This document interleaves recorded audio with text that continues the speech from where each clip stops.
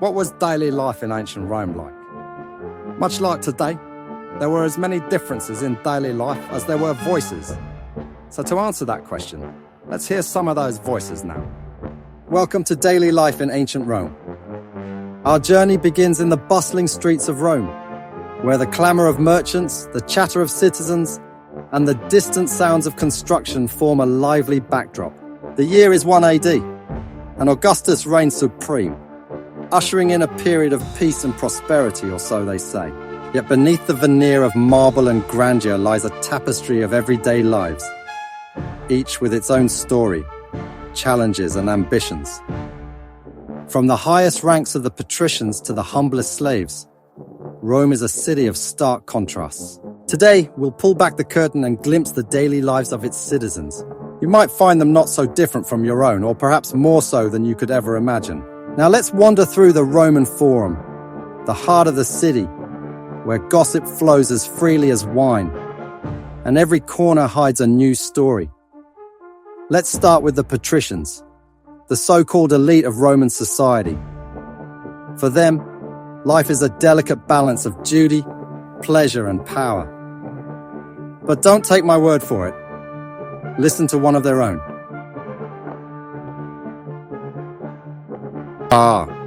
The Patricians. They are the cream of Roman society, born to privilege and destined for greatness. Or at least that's what they tell themselves. Next up, we have Gaius Licinius, a member of the senatorial class, and an esteemed patrician, eager to regale us with tales of his oh-so-burdensome life. Salve, friend. I am Gaius Licinius, son of a long line of illustrious statesmen, and I dwell in the Palatine Hill, Rome's most prestigious neighbourhood. My domus is a fine villa, with views of the city that remind me every morning of my place above the common folk. Today, I woke at dawn to the sounds of my slaves bustling about preparing for my day. After a light breakfast of bread dipped in honey and a cup of watered wine, I was oiled and massaged by my personal slave, a luxury, I know. But what can one do? A senator must look his best when serving Rome. Slaves of both sexes please me in various ways. Of course you don't hear them complaining. They're lucky to be alive. I attended a session in the Curia, where we debated the merits of some new trade legislation in regards to our ever-growing need for more grain shipments from Egypt. Dull work, but necessary to maintain the wealth and prestige of my family and maintain order in the empire. By midday, I was seated at the baths, discussing politics and philosophy with my peers while my slaves scrubbed away my sweat and grime. Tonight, I will dine lavishly with my fellow senators, and perhaps, if the mood strikes me, a visit to the theatre or a gathering at the home of a friend, another senator. Naturally, a political rival has invited me to dine with him this evening. It would be dishonourable to decline the invitation, so I'll do that. Such is the life of a patrician, full of gravitas, yet equally filled with the pleasures befitting our station. But life isn't all silver spoons and silk togas for everyone in the patrician class. Let me introduce you to Octavia Fabia, a patrician woman navigating the treacherous waters of Roman society. Greetings. I am Octavia Fabia, daughter of a noble house and wife to a wealthy patrician. I live just a few streets away from Gaius. Though I seldom see him except at the grand parties and festivals our class is known for. My day begins early, ensuring that the household runs smoothly. I must oversee the slaves in their duties, ensuring the linens are washed, the floors swept, and the meals prepared. Unlike my husband, who enjoys the freedom of the forum, my place is here, behind the scenes, orchestrating our family's social standing, through the perception of soft power and actionable, strategic gossip from my peers. Today, I spent my afternoon visiting the Temple of Vesta, offering prayers for my husband's success and the well-being of my children. This evening, I will host a gathering of matrons, where we shall discuss matters of importance: the latest fashion, potential marriage matches for our daughters, and, of course, the scandals that keep our lives far more interesting. I wear a stola, a symbol of my status and modesty, but beneath it lies a woman who sometimes dreams of a different life. Oh, to live as freely as the men do. But such thoughts are dangerous. For now, I will smile and nod and play my part. So, there unmasked is the world of the patricians, where every day is a careful performance of ritual, social conventions and intrigue. But let's not be fooled by the glitz and glamour. Beneath the surface, there are as many troubles as there are triumphs. But what of the Equestrians, the so-called new money of Rome? Surely they have their own stories to tell. And trust me, they do. Stay tuned, for the tale only grows more intriguing from here. But first, Gaius Licinius has more today. What a gas bag, in song no less. If you don't want to hear a patrician debase himself by singing like a common street performer, skip ahead to part 3.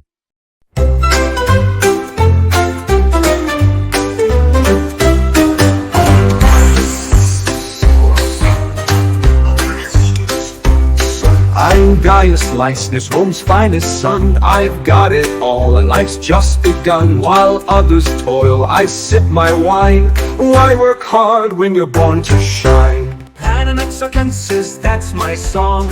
Living life where I belong. No need to labor, no need to strive. With wealth like mine, who needs to survive? Oh, the good life's sweet, it's all I need. Let the plebs work, I'll just lead. I feast and I laugh, Rome's my domain. Gaius Licinius, no worries, no pain. Vinum et otium, that's my way. Wine and leisure, that's my way. While Rome thrives, I'm here to stay. Fortuna smiles, she's on my side. In my villa, I take pride. Senators' friends, they're just like me. Living large, so carefree. Why should we worry? Why should we care? We've got the riches, the world's not fair. Res publica mihi non refert, I say. Let others fight, I'll just play. Virtue and honor, those are for fools. I make the rules, I break the rules. Oh, the good life's sweet, it's all I need. Let the plebs work, I'll just lead. I feast and I laugh, Rome's my domain. Gaius Licinius, no worries, no pain. Vinum et otium, that's my way. Wine and leisure, that's my way. While Rome thrives, I'm here to stay. Fortuna smiles, she's on my side. In my villa, I take pride. When the plebs shout and make a fuss, I shrug and say, why bother us? Let them grumble, let them fight. Gaius Licinius sleeps one at night. Gladiator est, the die is cast. The die is cast, I'll have a blast. While Rome's troubles might seem grim, I'm here to win on a whim. Oh, the good life's sweet, it's all I need. Let the plebs work, I'll just lead. Bread and circuses, hide the greed. I feast and I laugh, Rome's my domain. Gaius Licinius, no worries, no pain. So raise a glass to the Roman rich, where I, Gaius Licinius, have my say. The good life's mine, it's here to stay, and I'll live it out every single day.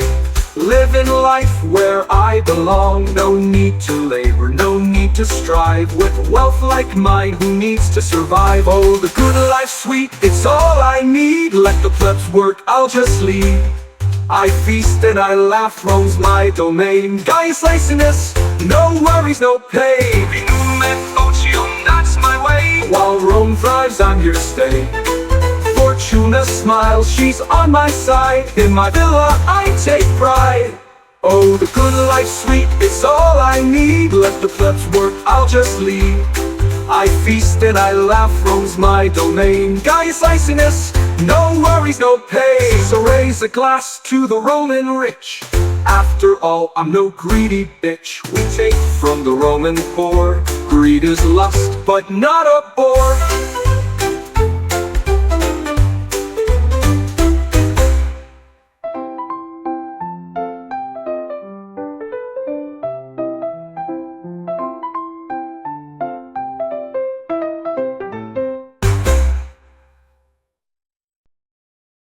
Now we descend a rung on the social ladder to the equestrian class, the equites. These are the wealthy business people of Rome. The middle class with aspirations of grandeur and ambitions of power. Not quite senators, but certainly not plebeians. The equites have carved out a place for themselves between the lofty patricians and the common masses. Let's meet Lucius Valerius Maximus, a former cavalryman who has traded his military career for the hustle and bustle of Roman commerce. Greetings, stranger. I am Lucius Valerius Maximus, formerly of the Roman cavalry. Now a respectable member of the Equestrian order. My family resides in the spqr, a bustling district of Rome filled with shops, taverns, and every kind of trade imaginable. It's no Palatine Hill, but I find it suits me well enough. Today has been a typical one. I woke before sunrise, dressed in my tunic and cloak, and made my way to the Forum. My business involves importing fine silks and spices from the East, and there's always a deal to be struck or a shipment to be negotiated. The smell of freshly baked bread mixed with the stench of the marketer, nothing like the scent of commerce. After a quick lunch of olives, cheese, and flatbread washed down with a cup of wine, I spent my afternoon at the Basilica Julia, where I argued a legal matter on behalf of a client. By the gods, those senators think they own the courts. Tonight, I have a dinner planned with a few other equities, a chance to discuss business, and, if we're lucky, make a few deals. Life is not as easy as it was in the cavalry, but it has its rewards coin in the purse and influence in the Forum. And who knows, perhaps one day a seat in the Senate itself. But behind every ambitious man is a partner just as driven, though her path might look different. Allow me to introduce you to Calpurnia, Lucius's wife, who navigates her own complex web of social expectations and domestic responsibilities. Hello, my name is Calpurnia, wife to Lucius Valerius Maximus, and mistress of our household in spqr. You may think my life revolves around my husband's business, but you would be wrong. My day began with overseeing the household slaves ordering the preparation of our morning meal and ensuring the house is presentable. Afterward, I ventured out to the markets, searching for the finest ingredients for tonight's dinner party that my slaves will prepare while I manage them. Always have to keep them on their toes. Except for Livia and Juno, they're good for some midday delights. You might think managing a home in spqr is dull work, but it requires a sharp mind to maintain a semblance of order amidst the chaos. This afternoon, I visited the temple of Juno with my slave Livia, where we offered sacrifices and sought the goddess's favor for our family's fortune. Later, I plan to attend a gathering at the home of a fellow equestrian woman, where we will discuss among other things the latest intrigues of the city. I wear my palla and stola, symbols of my modesty and status, but beneath this fabric lies a woman who longs for adventure and perhaps a bit of mischief. But I must be careful, the world watches every step a woman like me takes. So, I remain poised, playing my role in this grand theatre we call Rome. Two voices, two sides of the same coin, striving to climb higher in a city where the stakes are always high. The Equestrians may not be born into privilege, but they are determined to make a name for themselves, whatever the cost. But what of those who do not have such lofty ambitions? What of the plebeians, the heart of Rome, who live day by day, hand to mouth? Their stories are next, and trust me, you won't want to miss them. Stay tuned for tales of love, struggle, and hope amidst the cobbled streets of Rome.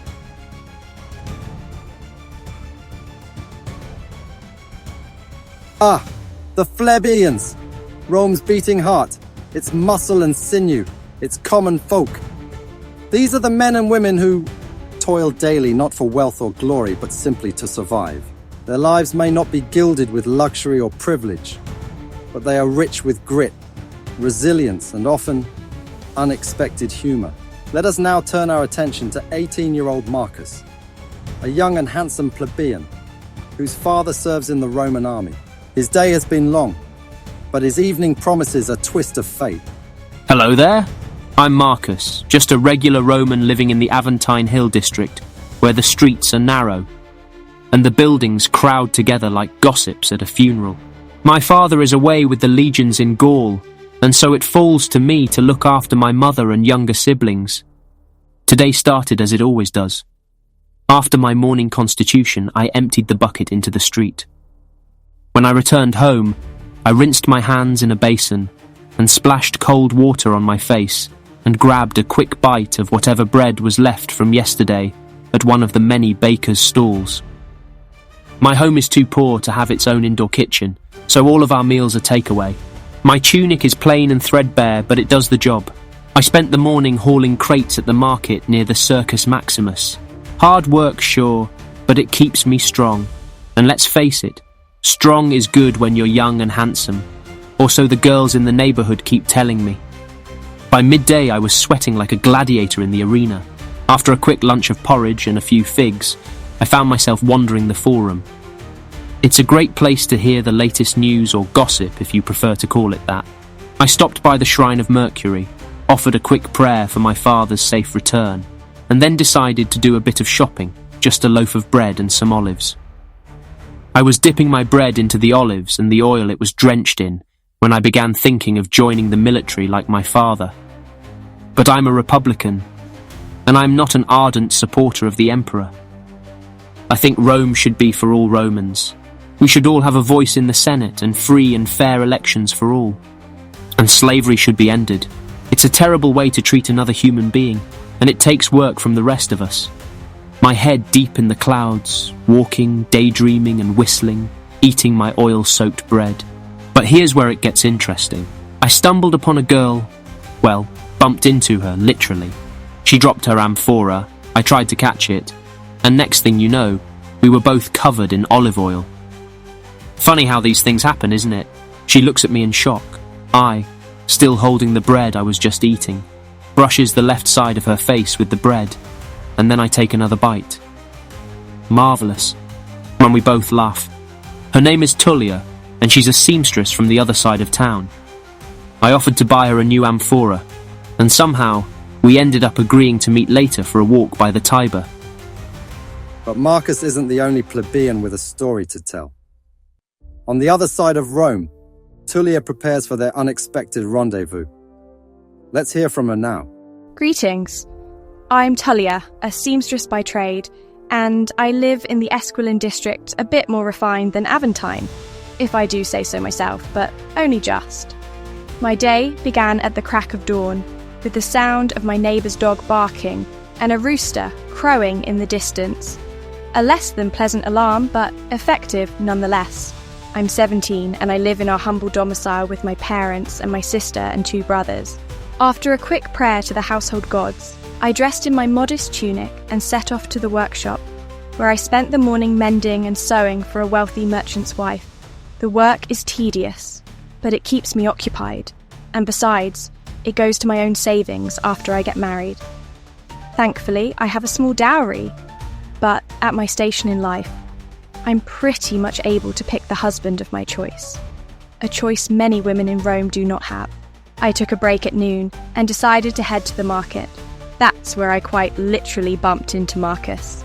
I swear, only in Rome could someone so charming also be so clumsy. My amphora crashed to the ground, and before I knew it, I was covered in oil and laughing harder than I had in weeks. I could tell he was embarrassed, but there was something endearing about his fumbling apologies, and I blushed at the bread gesture. When he offered to replace the amphora, I couldn't help but agree. And now? Well, I suppose I'm going for a walk by the river this evening. Who knows what the fates have in store for me?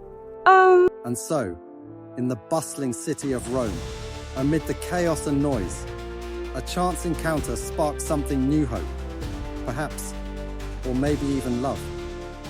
The plebeians' lives may not be easy, but they are filled with the small joys and surprises that keep the spirit of life alive. But life in Rome isn't just about young love and stolen moments. It's also about freedom or the lack thereof. Next, we delve into the lives of those who are not born free but have managed to earn their liberty.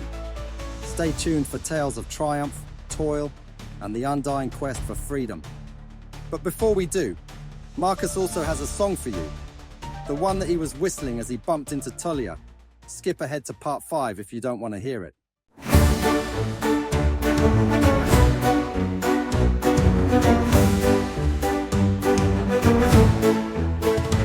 Urban magna sub sole aureo Vitamago Marcus Trevio nobis est Among the streets where common folk do flow To labor daily, this our humble quest Pleno mercato, voces resonant The cries of merchants selling bread and wine Vita tenax, spiat l'amore constant In every toil we seek the divine Ad Ad nundinas festinamus iter. We barter trade in every bustling square. For fleeting moments, joy and care confer. In simple pleasures, we do find our share.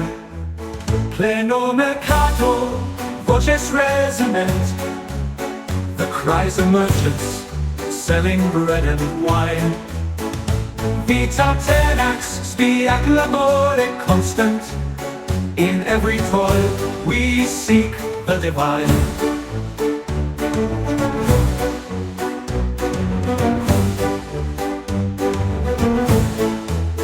Ad nundinas festinamus iter. We barter trade in every bustling square. For fleeting moments, joy and care confer.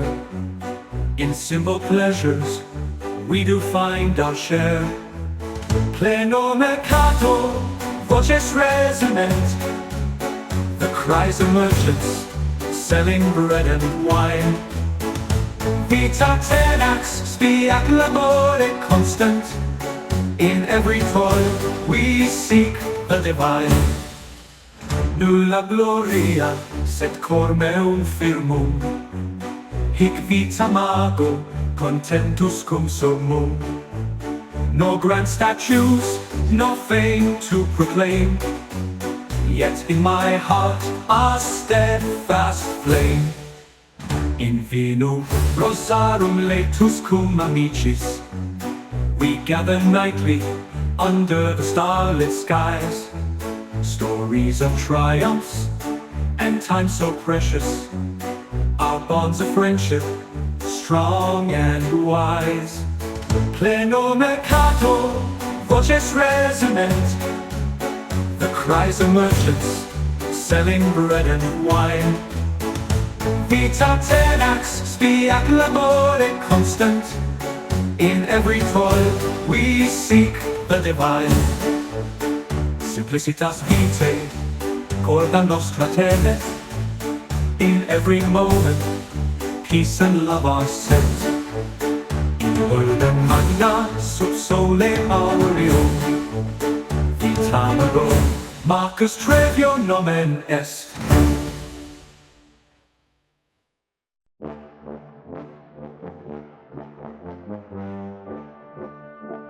Ah, the freedmen of Rome, a unique class in the social tapestry. They were once slaves bound by chains and stripped of their autonomy, but have now tasted the sweet and sometimes bittersweet flavor of freedom.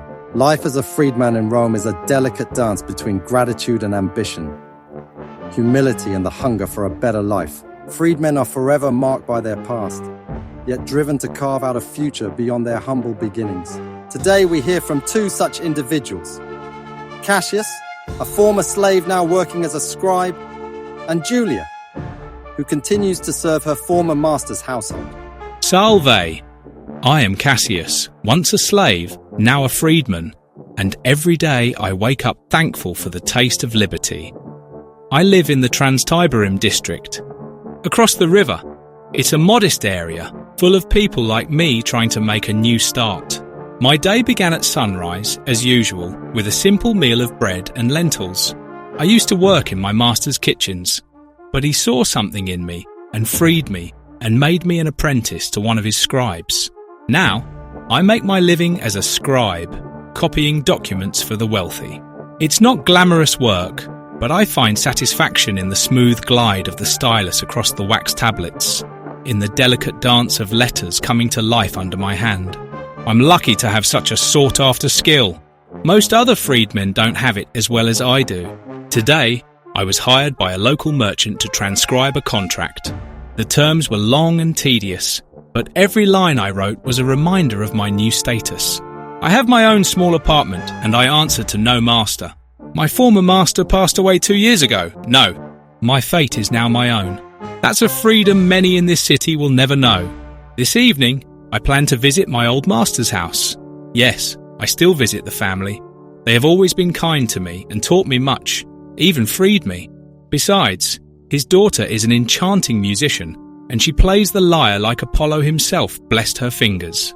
Perhaps tonight I'll find the courage to speak to her, to tell her. Well, perhaps that's a story for another time. Our next storyteller, Julia, has a different perspective on her newfound freedom. She continues to serve in the same household where she was once a slave, a testament to the complexities of Roman life. Greetings, friend. My name is Julia, and yes, I am a freedwoman, though my life doesn't look so different from when I was a slave. I still work in the same domus, the home of my former master, a wealthy patrician. You might think it odd, but where else could I go? My skills are best suited to this house, where I know every crack in the floor, every secret passageway. I woke up early this morning, as I always do, to prepare the evening meal for the family. I may be free, but some habits die hard, especially when it's a matter of survival.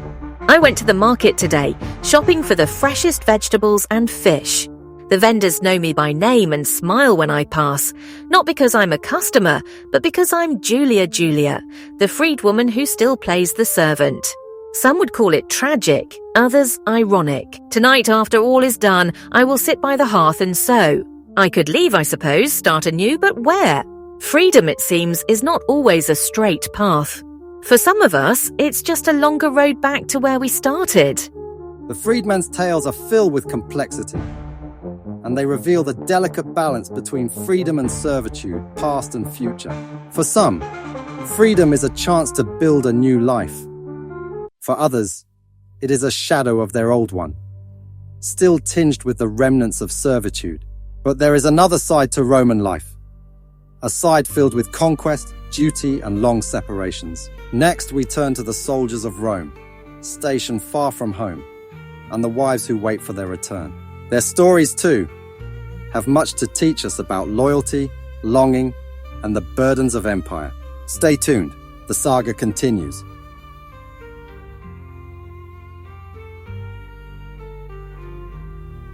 Now we turn our gaze to the soldiers of Rome, the men who stand at the empire's edges, far from the comforts of home, defending its borders with their lives.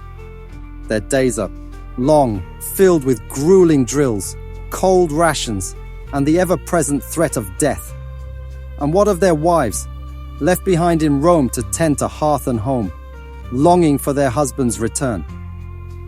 Let us begin with Decimus, a soldier stationed at a remote outpost in Britannia, and then hear from his wife, Claudia, who waits for him in Rome. Hail! I am Decimus, a legionary of the Thurithunda Gemina, currently stationed at a god-forsaken outpost in Britannia. Cold, wet, and far from Rome. This place is more mud than land, and the locals, well, they're not exactly what you'd call friendly. This morning began, as most do, with the blare of the trumpet signalling the start of the day. After a breakfast of stale bread and watered wine, we drilled for hours, perfecting our formations, because you never know when those blue-painted savages might decide to attack. After drills, I was assigned to patrol the perimeter, an endless trudge through rain-soaked fields, my armor chafing and my shield heavy as a millstone. I miss the sun of Rome, the warmth of my home, and more than anything, I miss Claudia. I write to her often, though I never know when or if my letters reach her. Tonight I will share a jug of wine with my comrades and dream of the day I can return to Rome, to my wife, to a life that feels more like living and less like surviving. Until then, I serve as a soldier of Rome, as is my duty, though my heart is far away.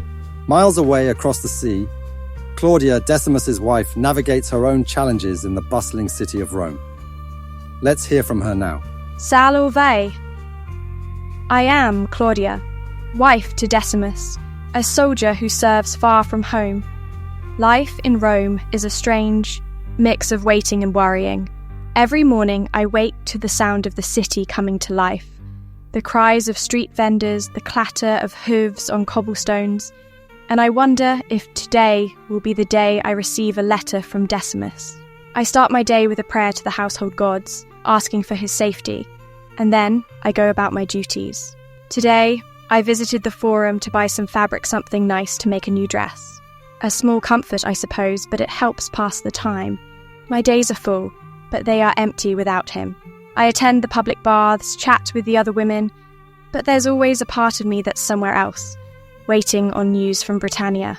This evening, I will light a candle at the Temple of Venus and ask the goddess to bring my husband back safely. It's not much, but it's all I can do. The nights are the hardest lying in bed, staring at the ceiling, wondering if he's staring at the same stars, thinking of me. I am a soldier's wife, and that means enduring the silence, the not knowing, and the constant hope that one day the door will open and he will be there smiling, home at last. The soldier's life is a brutal one, marked by hardship and separation. But even in the darkest moments, there is a glimmer of hope. A hope shared by both those who fight and those who wait. The bond between Decimus and Claudia speaks of a love that endures distance and danger. A testament to the human spirit's resilience. But what of those who have no freedom to love or choose their path? What of the slaves who labor in Rome and beyond, bound by chains both physical and invisible? Their stories too must be told. Stay with us as we explore the lives of 3 slaves, each with their own tale of survival and strength. The journey continues.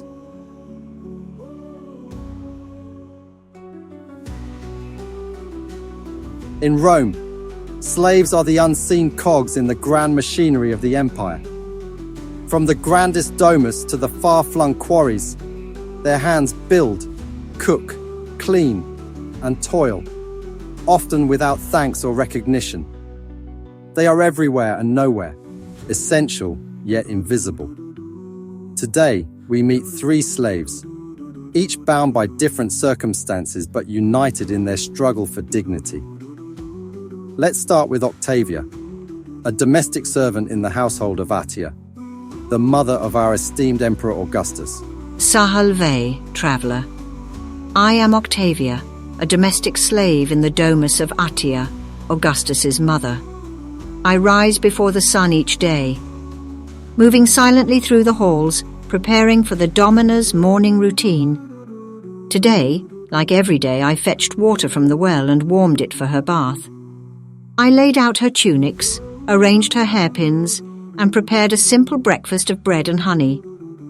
My life is a series of tasks, one blending into the next, but it is better than the fields or the mines. Here at least I am not beaten. Attia is kind in her way, though she is quick to anger if something displeases her. Today her mood was good. I overheard her talking about the upcoming games at the Colosseum. It seems we will all be going. A day of cheering and blood, what a way to honour the gods. But beyond the chores and the daily grind, there are moments when I dream of freedom. I watch the freedmen in the markets and I wonder, could that ever be me? Could I save enough to buy my freedom? Or will I always be here in these walls serving another? These thoughts are dangerous, I know, but what else do I have to hold on to in the quiet hours of the night, when the world is asleep and my heart is still awake? Next, let's turn to Gaius, a slave working in the harsh conditions of the marble quarries, a man whose life is defined by back-breaking labour and the weight of stone. Hello. I am Gaius, a marble quarry slave owned by Quintus Marcellus. Each day, I wake before the dawn and where I spend my hours chipping away at the marble that will one day adorn the villas of the rich. My hands are calloused, my back bent from years of toil.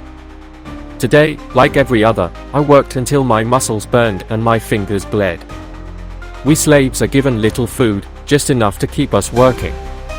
By midday, I was so hungry I could barely lift the hammer. But stopping isn't an option. Those who slow down are whipped. The days are long, the work is endless, and there is no mercy in the eyes of the overseer. I hear rumors of slaves who have tried to escape, but where would we go? I sometimes dream of the sea, of finding a ship and sailing away, but that's all it is, a dream. Tonight, after the work is done, I'll collapse onto my straw mat and try to sleep, knowing that tomorrow will be the same. There is no freedom for us. Only marble.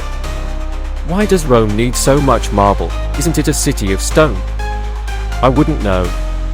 I haven't seen the city since I was purchased as a slave 5 years ago when I was still a child. At least I'm still young. Life is short out here. Finally, we come to our narrator, a foreigner a veteran of the battlefield, a prisoner of war turned gladiator. My name is Rurik, and I'm still learning about the vast and varied society that is Rome. I am Rurik from Germania, once a warrior, now a gladiator. They captured me in battle, dragged me here in chains, and now I fight for their entertainment. While some foreigners to Rome have made fortunes, I have not. Today I trained in the ludus, the gladiator school, perfecting my strikes, my footwork.